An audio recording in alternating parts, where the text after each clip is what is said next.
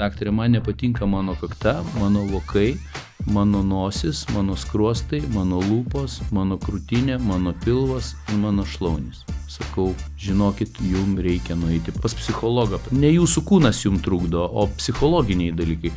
Jinai pradėjo verkti, galvoju, čia kažkokia komplikacija, gal net bijojau pagalvoti, kas atsitiko. Jinai sako, daktarė, jūs darot šventą darbą.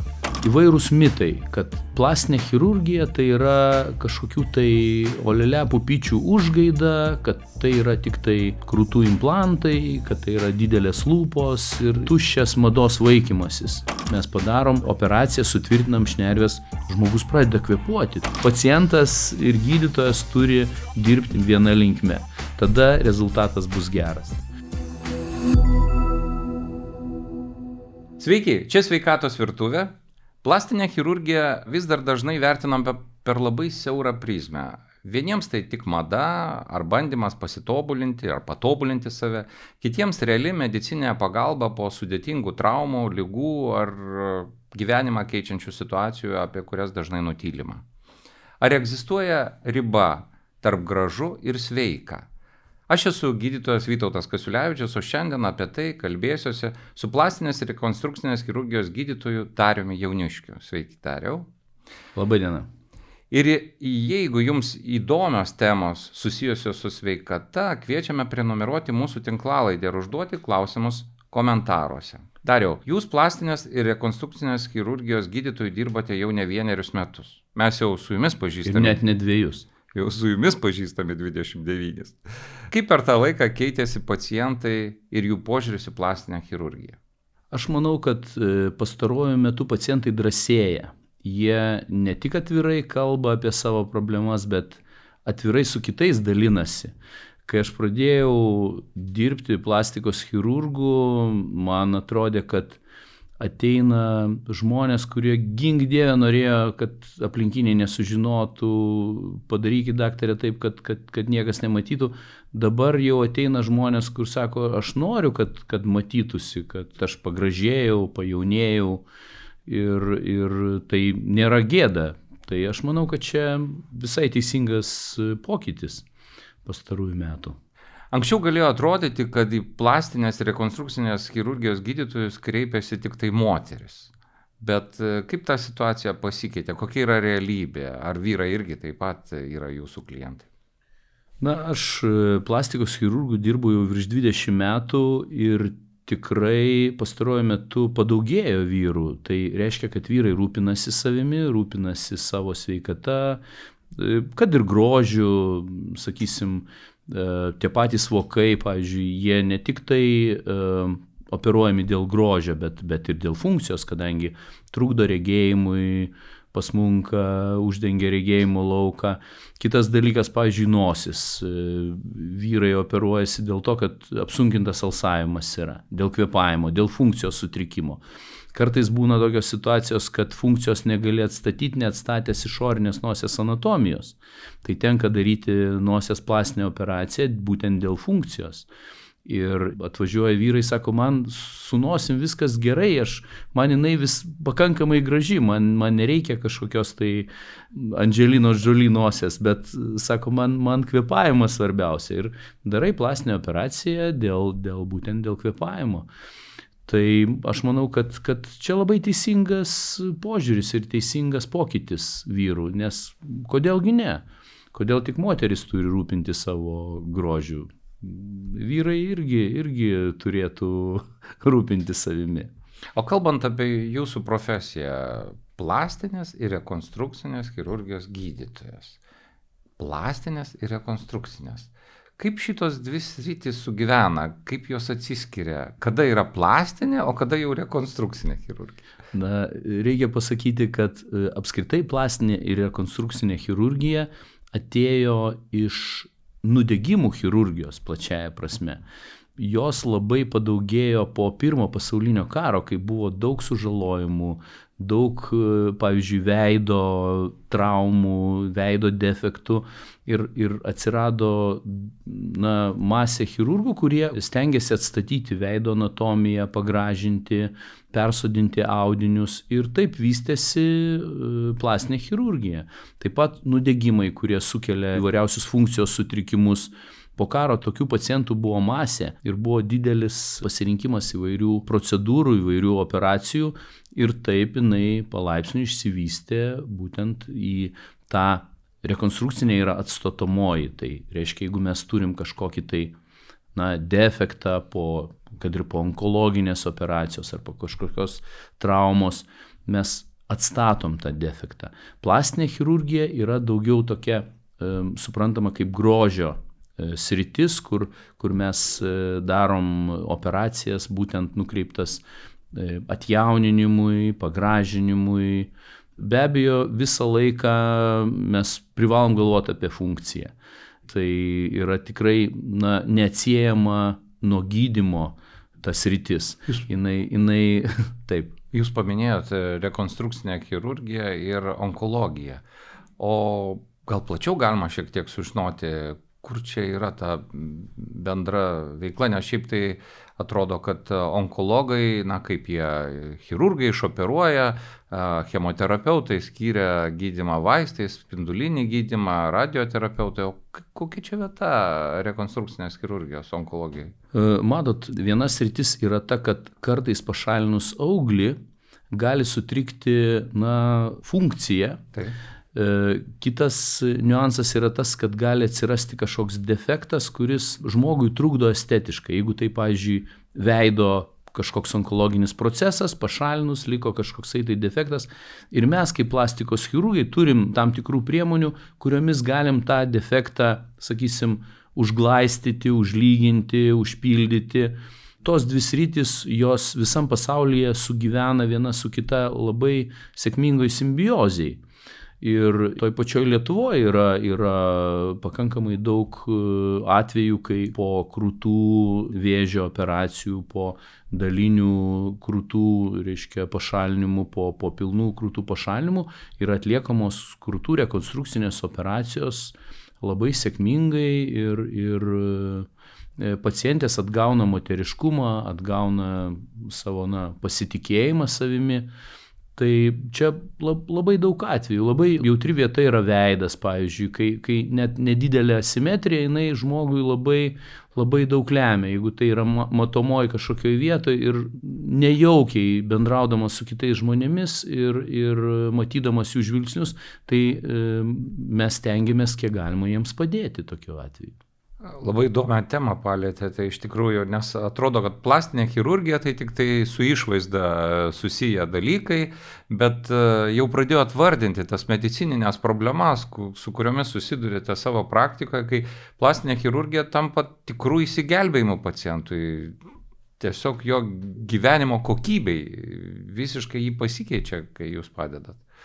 Taip, tai matot, pavyzdžiui, minintas pačias krūtis, tai, sakysim, moteris gali nešioti tą vadinamą egzoprotezą, reiškia, kad simuliuotų krūties tą formą ir tūrį, nes moteriai iš tikrųjų labai sudėtinga, pavyzdžiui, netekus vienos krūties, nešioti liemenėlę, nes viena krūtis yra, kitos nėra. Tai šituo atveju mes labai palengvinam patį jau liemenėlės pasirinkimą, kadangi suvienodinam tos krūties tūrius. Bet kitas dalykas, pavyzdžiui, kalbant apie nosies estetiką ir funkciją, gali būti ta funkcija susijusi su estetika, jeigu žmogus patyrė traumą ir turi deformaciją. Nosies tokia deformacija, kad negali prakvėpuoti. Ir tada plastinė chirurgija yra būtent išsigelbėjimas. Arba būna vidinio vožtuvo nepakankamumas, reiškia, kai žmogus įkvėpdamas, jisai praranda tą oro srautą, kadangi subliūkšta šnervės. Ir tada plastinė chirurgija yra išeitis. Mes padarom operaciją, sutvirtinam šnervės, žmogus pradeda kvėpuoti. Tai yra fantastika, tai puiku. Kaip tik ir norėjau paklausti, kad būna situacijų, kai turbūt plastinė chirurgija nebe pasirinkimas, o būtinybė. Taip, be abejo. Be abejo, ir tokių pacientų mes turim ir ateina žmogus, kur nelabai turi kitos išeities. Vėlgi, kaip pavyzdį galiu paminėti, moteris su labai didelė krūtinė. Jos vargsta, jos turi kaklo skausmus, sprando skausmus, iššutimus, jos negali sportuoti. Šiais laikais moteris labai daug sportuoja, o su didelė krūtinė tai yra labai didelė problema. Mes sumažinam krūtinės tūrį. Nemačiau nei vienos nepatenkintos moters po tokios operacijos. Jos jaučiasi fantastiškai, laimingos, patenkintos. Tai čia irgi aš manau, kad tokia operacija moteriai, kuri turi tiesiog tokią problemą, tai yra puikiai išeitis. O jūs galbūt prisimenat kokį nors atvejį, kuris jums įspūdingiausias, kada pasikeitė iš esmės žmogaus gyvenimo kokybė? Tokių atvejų yra tikrai, tai yra kasdienybė. Tokių atvejų yra labai daug. Būna ateina pacientai su didelėm nosies deformacijom, neprakvėpuojantis. Tu padarai operaciją, mes operuojam su LOR gydytojais tokiais atvejais, padarai operaciją žmogui, ne tik estetika pasikeičia, bet ir funkcija pasikeičia. Jis yra labai laimingas. Kita vertus, visai neseniai turėjau atvejį, kai atėjo 28 metų mergina numetusi 80 kg. Turėjo problemų su svoriu, bet buvo atlikta operacija, kuri padėjo numesti, jinai numetė 80 kg. Tai kai ateina toks žmogus ir nusirengia, tau atrodo, kad ant kažkokio tai, ta prasme, kūnas ir galva yra skirtingų žmonių sudėti, nes veidas atrodo jauno žmogaus, 28 metai, o kūnas yra visiškai seno žmogaus. Ir padarai operaciją, pašalini odos perteklių, pakeli krūtinę, padarai pilvo plastiką. Ateina pacientė, sakė, aš fantastiškai jaučiuosi, viskas puiku. Tai vėlgi po tokių svorio numetimo, po įvairiausių nėštumų, ekstremalių dvynukai, trinukai, reiškia, kai būna ištampyti audiniai, kai būna didelė pilvo diastazė ir padarai operaciją, tu grąžini žmogui tą išvaizdą, kurį tas žmogus turėjo, sakysim, prieš gimdymą arba prieš priaugant svorio. Tai yra mūsų kasdienybė, mes kasdieną susiduriam su visokiausiais tokiais atvejais, kai tu pamatai pacientą ir tau gera jį matyti, nes tas pokytis yra tikrai toks, ženklus ir radikalus, sakyčiau. O dar jau būna tokių situacijų, kai žmogus atvirkščiai jis nesupranta ir nežino, kad jam gali padėti iš esmės plastinė chirurgija. Tai manot, būna įvairūs mitai, kad plastinė chirurgija tai yra kažkokių tai olele pupyčių užgaida, kad tai yra tik tai krūtų implantai, kad tai yra didelės lūpos ir kažkoksai tai toks, tuščias mados vaikymasis. Be abejo, yra dalis tokių pacientų, kurie prašo kažkokių tai labai didelės krūtinės, labai didelių lūpų. Mano filosofija yra tokia, kad aš to nedarau ir dėl to, kad man negražu. Man negražu tai, kas yra nenatūralu. Bet iš tokių pavyzdžių gimsta tas mitas, kad plastinė chirurgija skirta būtent tiem žmonėms. Ir kartais taip aš išgirstu iš savo pacienčių, kad mano vyras yra griežtai prieš, pavyzdžiui, vokų plastiką. Bet sakau, jūsų vokai tai tikrai pasmukę, objektyviai žiūrint. Sako, bet jis apskritai prieš plastinę chirurgiją. Sakau, bet kodėl? Sako, dėl to, kad mano, kad tai yra kažkokia, tuščias kažkoks dalykas. Įsiūlot ateiti ir vyrui kartu pasikalbėti. Ir pasiūlyti. Ne, tai būna kartais, kad vyras griežtai prieš, bet moteris pasidaro ir paskui jinai ateina pas mane, sakau, tai kaip vyras reagavo? Jau kai viskas sugijo, kai jau turim po operacinį rezultatą. Sako, žinot, jisai pažiūrėjo, sakė, wow. Sako, tikrai reikėjo. O turėjau vieną atvejį, kai dariau tokią, nelabai didelę operaciją, reiškia, tokią mini pilvo plastiką savo kursioko žmonai. Ir jisai kaip medikas, jisai sakė, baigtų, tu 3 vaikų mama, kam tau reikia ten truputį pasmukęs tas pilvukas, kam tau ten lyst, taigi viskas gerai. Tai jisai po tos operacijos jau pamatęs rezultatą, jisai man paskambino, sako, Dariau, aš labai tavęs atsiprašau.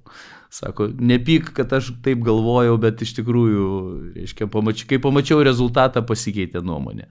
Tai būna tokių pradinių nuostatų, kurias, mes dėl to čia ir esam, kad keistumėm kažką tai į gerą pusę. O pacientai dažniau ateina jau žinodami, ko jie nori, konkrečiai procedūros ar kažkokio tai išvaizdos pokyčio, ar visgi jie ateina pasitarti? Vat kokių daugiau žmonių yra tų, kurie ateina pasitarti dar nežinodami, ką daryti ir jūs pasakysit kaip specialistas, ką daryti? Didžioji dalis žmonių ateina žinodami. Ir net čia labai konkrečiai. Čia yra gerai.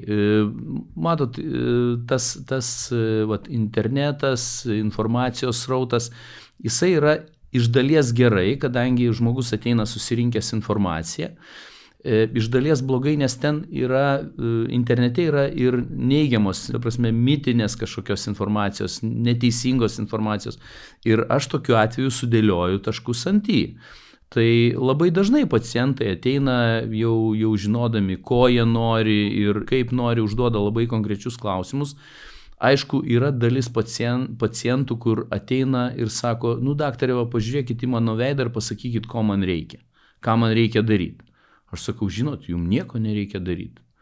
Sako, kodėl? Sakau, todėl, kad jūs pati nežinot arba pats nežinot, ko jums reikia. Sakau, tai iš kur aš žinau, ko jums reikia. Nes man reikia, kad žmogus atsakytų, kas jį būtent jaudina, kas jį neramina. Nes aš turėjau, pavyzdžiui, vieną kartą atvejį, kai atėjo moteris į konsultaciją ir tik jinai įėjo į kabinetą ir aš supratau, kad jinai atėjo dėl nosies. O jinai sako, žinot, daktarė, man ausis nepatinka. Sakau, ausis, gerai, jinai buvo užleidus plaukus, reiškia, aš pasižiūrėjau, iš tikrųjų ausis šiek tiek atliepia. Ir mes įsišnekėjom, kad, sakau, gerai, aš galiu ten padaryti operaciją, pagelbėti jūsų ausim. Ir konsultacijos pabaigoje jinai sako, žinot, sako, mano ir nosis tokia nelabai graži, sako, bet aš vyrą turiu, vaikus turiu, kažkaip, sako, susitaikiau, man jinai netrukdo. Tai kodėl aš turiu ją įkalbinėti darytis nosies plastiką, nors man atrodė pirminiam variante, kad jinai dėl nosies atėjo. Kodėl aš ją turiu įkalbėti, jeigu jai tas netrukdo? Tai labai gerai. Jeigu jinai jaučiasi gerai, kodėl ne? O kaip jūs konsultacijos metu atpažįstate visgi, ar žmogus atėjo pas jūs dėl intervencijos plastinės chirurgijos, dėl to, kad pats tikrai nori ir tiki ir reikia, ar dėl to, kad kažkokios išorinės aplinkybės, socialiniai tinklai, kažkokios patyčios netgi gali būti.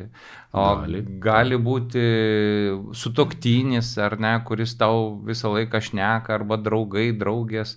Kaip jūs atskiriat šitą dalyką? Matot, kai dirbi plastikos chirurgų virš 20 metų, nenorom tampi tam tikro lygio psichologu. Ir kalbėdamasi su žmogum, tu jau matai, ar tai yra kažkokio sutuoktinio užgaida, ar tai yra tikras žmogaus noras, ar tai yra iš viso ne tavo pacientas. Aš esu turėjęs jauną pacientę, kuri atėjo į konsultaciją ir sako, žino, daktarė, man nepatinka mano kakta, mano vokai, mano nosis, mano skruostai, mano lūpos, mano krūtinė, mano pilvas ir mano šlaunis. Sakau, žinokit, jums reikia nueiti pas psichiatrą. Tiesių taikymų. Nes sakau šitoj vietoj. Ne, nesupyko, aš labai gražiai pasakiau. Ne, jinai nesupyko, sakau, nes supraskit, kad ne jūsų kūnas jums trukdo, o psichologiniai dalykai. Gal ne pas psichiatrą, gal pradžioje pas psichologą. Pas psichologą, pas psichiatrą, jeigu psichologas jau siunčia, jeigu mato, kad nepadės. Šitoj vietoj yra labai, ta prasme, aišku, visokiausių povandeninių akmenų, bet paprastai atskiri, ar tai yra žmogus inspiruotas kažko tai atėjo, ar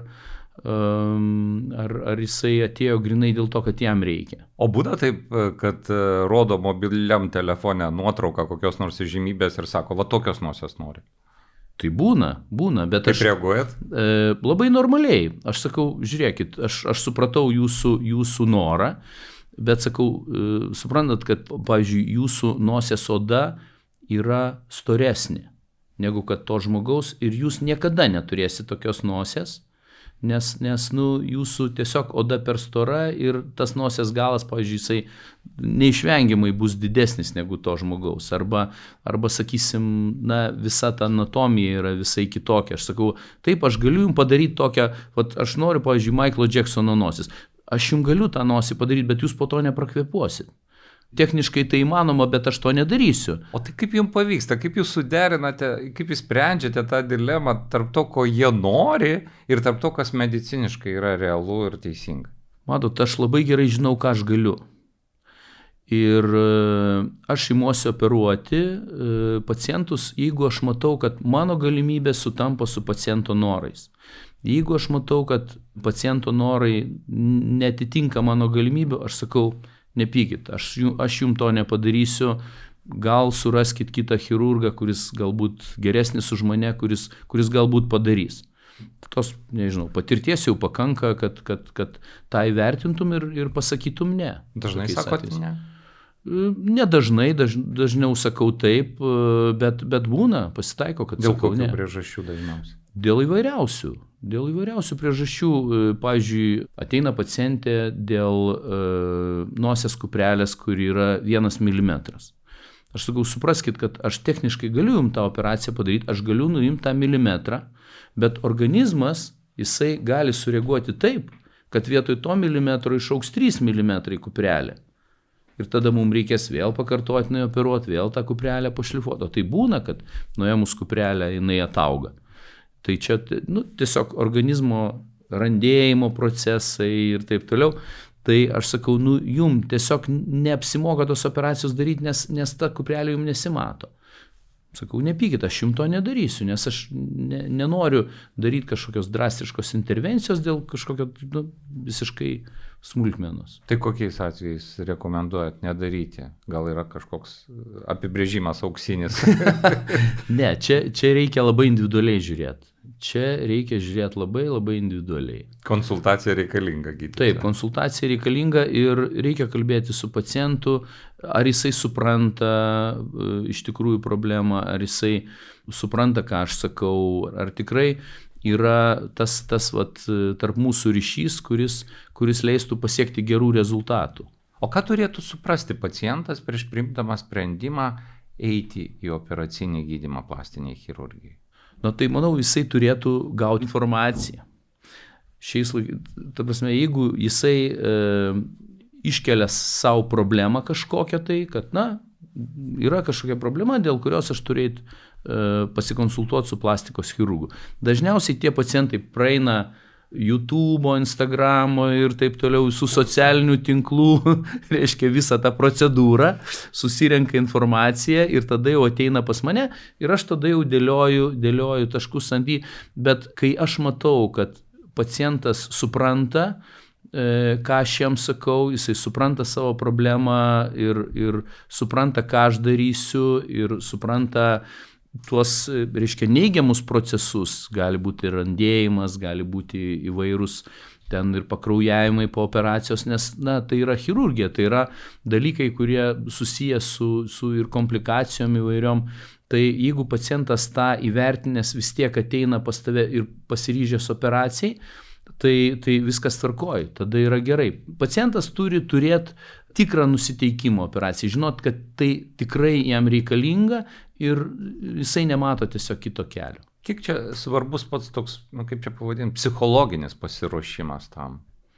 Labai svarbus, nes jeigu aš matau, kad pacientas gerai nusiteikęs, netgi jeigu jisai bijo prieš operaciją, kas yra visiškai normalu, jaudinasi prieš operaciją, nerimauja prieš operaciją, bet jisai nusiteikęs gerai, reiškia, gydymas bus geras. Iš tikrųjų, mūsų psichologija, jinai veikia gydymą.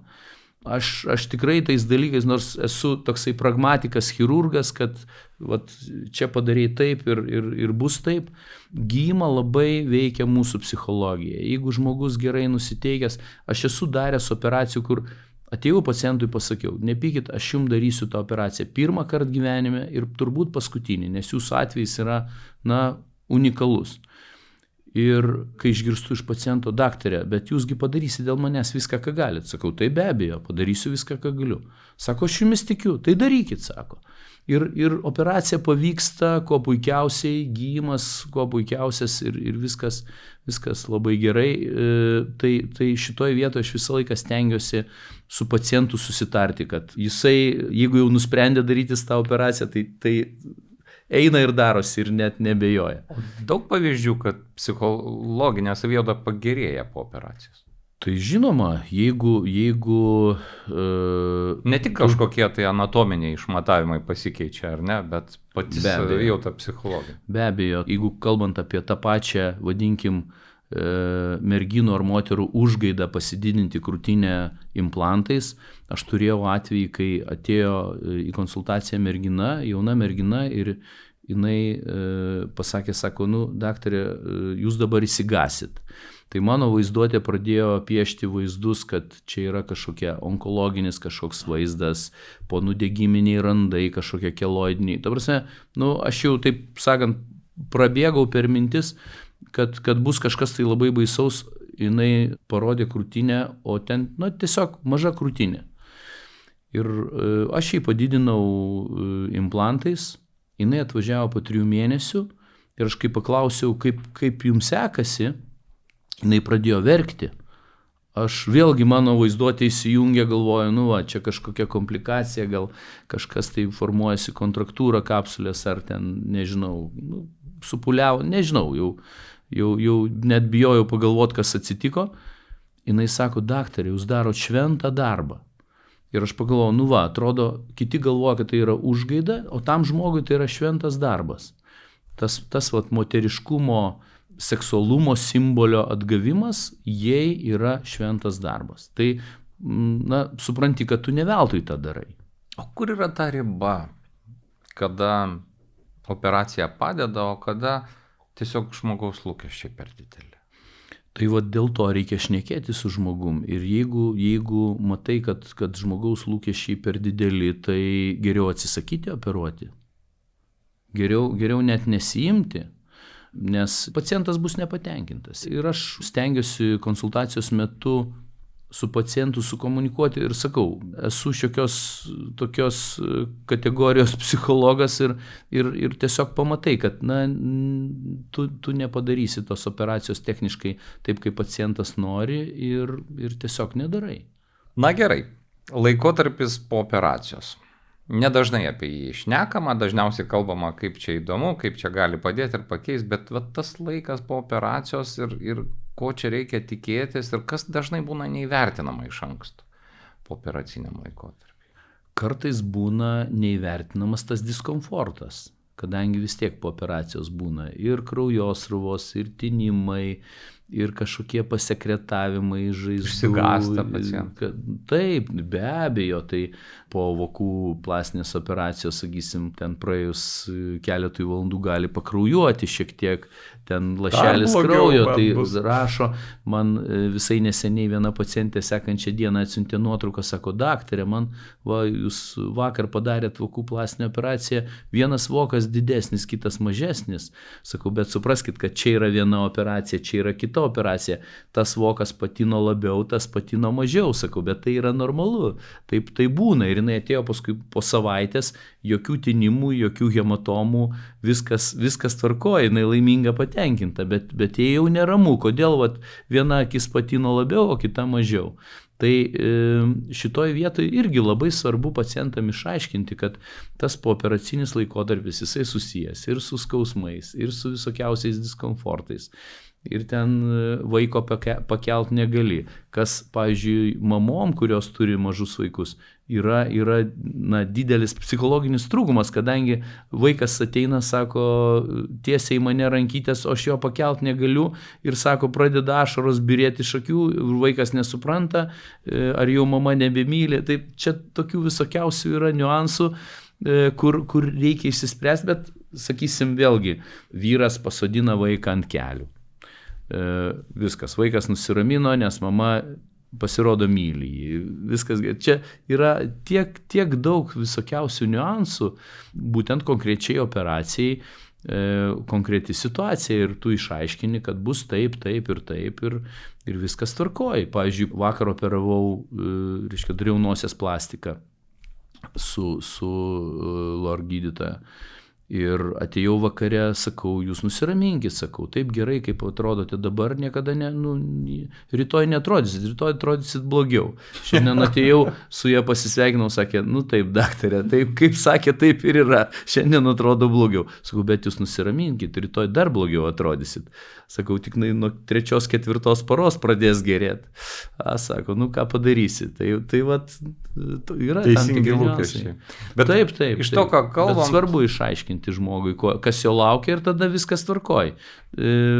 Kai tu žinai, kas tavęs laukia, tau tada nebaisu. Iš to, ką kalbam, tai suprantu, kad paciento vaidmuo pasiekti tą galutinį rezultatą yra labai didelis. Žinoma, be jokios abejonės. Jeigu kalbėtumėm apie riešo plaštakos chirurgiją, tai operacija sugrąžinanti, sakysim, riešo funkciją arba pirštų funkciją yra vienas dalykas, bet po to visas reabilitacinis laikotarpis, kaip žmogus išmankština tą ranką, yra kitas dalykas. Ir tu gali atlikti operaciją dieviškai, ko puikiausiai, jeigu žmogus po to neišmankštino, tu gausi nekokį rezultatą. Ir visokiausių būna dalykų. Tai kalbant apie tą pačią krūtų chirurgiją. Aš turėjau atvejį, kai pacientės vyras mane įkalbinėjo, kad aš su ja susitarčiau, kad sekančią dieną po operacijos, po krūtų didinimo implantais, jai nereikia eiti į darbą.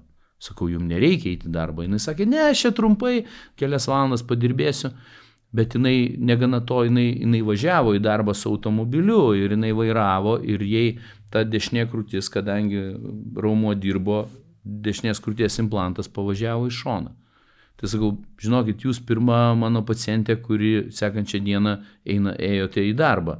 Sakau, ir vairavote ir visa kita ir dėl to pasislinko implantas. Sakau, čia jau aš nekaltas, nepykit. Pacientas ir gydytojas turi dirbti viena linkme. Tada rezultatas bus geras. Jeigu paciento ir gydytojo nuomonė skiriasi, tada net neverta pradėti. Jeigu dariau taip trumpai, 2-3 dalykus, kuriuos norėtumėt žmonėm pasakyti, ką jie turėtų įvertinti prieš plastinę chirurgiją, prieš ją pasirinkdami. Kas yra čia svarbiausia? Matot, jeigu tai yra dalykas, kuris yra, pavyzdžiui, būtinas, kaip pavyzdys, sakysim, kvėpavimo sutrikimas. Žmogus blogai kvėpuoja, serga sinusitais, serga dažnom slogom, jisai tiesiog, įspraustas į tam tikrus rėmus, jisai nelabai turi kitos išeities. Tai jeigu žmogus turi problemą, kuri kitaip neišsprendžiama, tai, tiesiog klausimas susirasti gerą specialistą, kurio pasitikė. Labai svarbu pasitikėti žmogum. Ir jeigu jau, sakysim, nusprendė operuotis, jeigu nusprendė, kad tau tikrai reikia tos operacijos, tai eiti nebejojant, nesižvalgant, žinant tiksliai, kad tau reikia, be jokios abejonės, ir eiti kiek galima su geresnė nuotaika, kiek galima optimistiškiau nusiteikus, su pozityviom mintim, su visišku pozityvumu, kad viskas bus gerai. Ir tada, sakau, tada gydymas geras, tada visas pooperacinis laikotarpis lengvesnis ir rezultatas geresnis. Šią pozityvę žinią ir norėčiau mūsų pokalbį baigti. Noriu padėkoti. Su mumis buvo Darius Jauniškis, plastinės ir rekonstrukcinės chirurgijos gydytojas, vienas geriausių specialistų Vilniuje ir Lietuvoje. Kodėl vienas geriausias? Geriausias specialistas. Geriausias specialistas ir labai džiaugiamės, kad esate kartu. Ir kukliausias. Tikrai, ir noriu pasakyti, kad mėliem klausytojams, kad jeigu ši tema jums buvo aktuali, pasidalinkite šio epizodu su tais, kam jis gali būti naudingas. Taip pat nepamirškite prenumeruoti Sveikatos virtuvės tinklalaidės ir palikti savo klausimus. Iki kitų susitikimų. Viso geriausio.